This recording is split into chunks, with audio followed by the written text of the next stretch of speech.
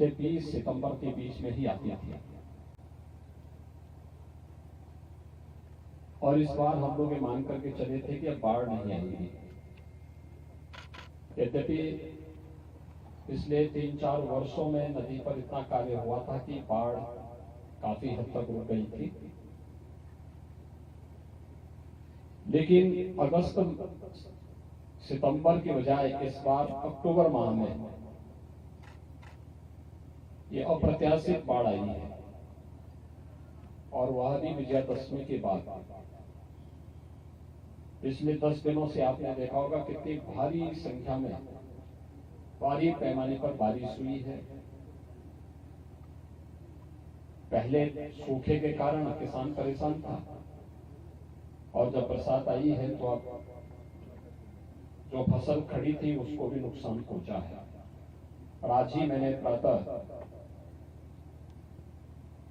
बैठक लेकर के सभी जनपदों में मंत्री समूहों को भेजा है। साथ साथ बाढ़ प्रभावित जनपदों का स्वयं मैं भी और हमारे सभी मंत्रीगण भी दौरा कर रहे हैं।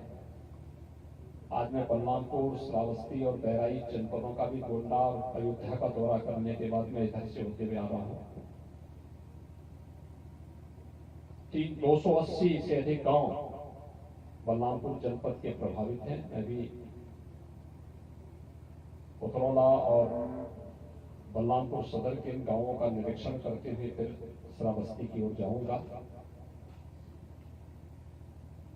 इन सभी गांवों में तत्काल राहत कार्य युद्ध स्तर पर हो, पर्याप्त संख्या में यहां पर पीड़ित परिवारों को राहत पैकेट वितरित हों, जिसमें आटा है, चावल है, 10 किलो गेहूं है,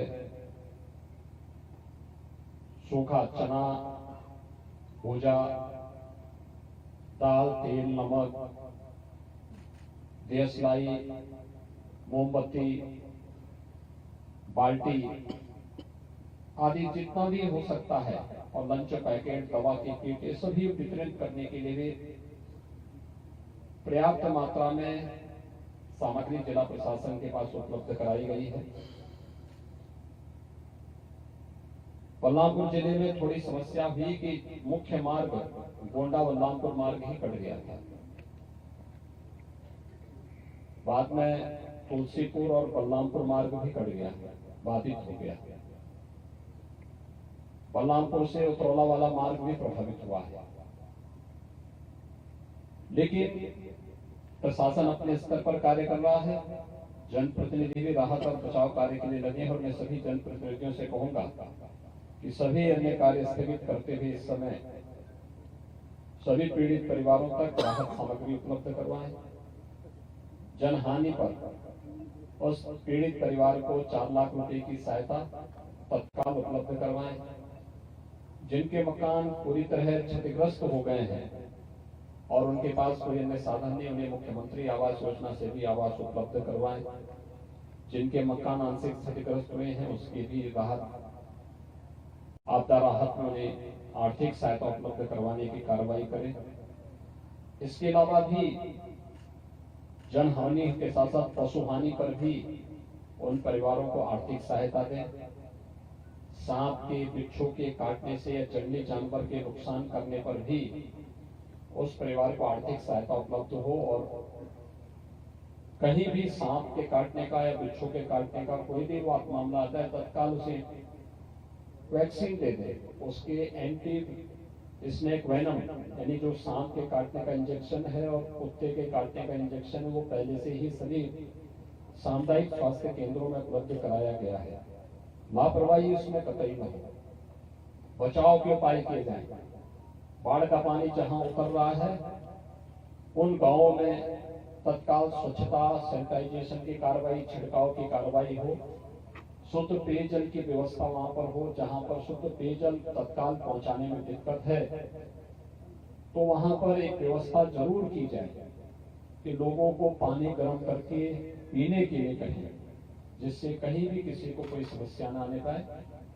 आपदा है, इस आपदा का मुकाबला सबको मिलकर के करना चाहिए। इसके साथ ही ये भी व्यवस्था बनाई जा रही है कि जिन फसल को नुकसान हुआ है सूखा से या बाढ़ से, उसका भी सर्वे का आदेश किया गया है। रिपोर्ट आते ही हम तत्काल उसके लिए भी आर्थिक सहायता सभी पीड़ित परिवारों को या जो भी बटाईदार हैं इनको सबको उपलब्ध करवाने का कार्य भी करेंगे। आप सभी जिला प्रशासन से मैं कहूंगा कि जो लोग आए हैं इनको इनके घरों तक सुरक्षित पहुंचाने की व्यवस्था हो। जहां पर गांव में भोजन बनाने की व्यवस्था नहीं है वहां पे कम्युनिटी किचन प्रारंभ हो। कम्युनिटी किचन में दिक्कत हो रही है तो उनको लंच पैकेट दोपहर में और शाम को अवश्य उपलब्ध करवाने के साथ साथ शुद्ध पेयजल भी उपलब्ध करवाने की कार्रवाई हो, जिससे किसी भी बाढ़ पीड़ित को कहीं कोई दिक्कत न हो। सरकार आप लोगों के साथ में है और हर संभव सहायता आप सभी को इस अवसर पर कराएगी, यही आश्वस्त करने के लिए मैं आपके बीच में यहाँ पर आया हूँ। आप सभी इस धैर्य के साथ इस आपदा का सामना कर रहे हैं, मैं इसके लिए आप सबका हृदय से अभिनंदन करता हूँ। धन्यवाद।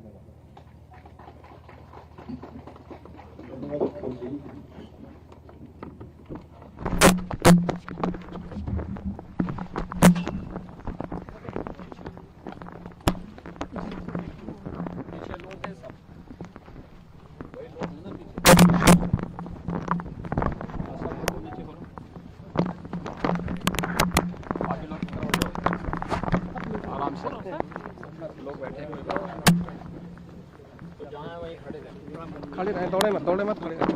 आपसे हम ले लें इस तरफ नहीं है।